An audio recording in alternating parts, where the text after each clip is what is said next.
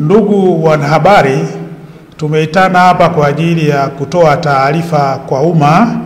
juu ya tukio la mauaji ya Bi Yokebet Philipo Sindila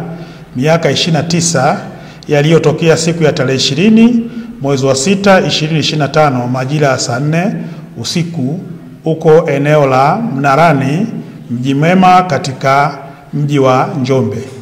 Napenda kuutaarifu umma kwamba mnamo tarehe 20 mwezi wa 6 2025 majira ya saa 4 usiku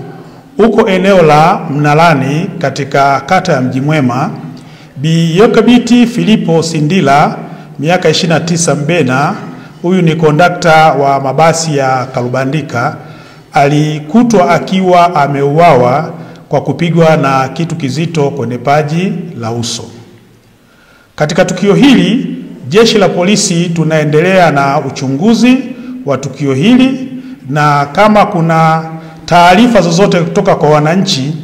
juu ya tukio hili au mtu aliyotenda tukio hili, tunaomba ushirikiano ili kuweza kumkamata mtuhumiwa na kuweza kumfikisha katika vyombo vya sheria.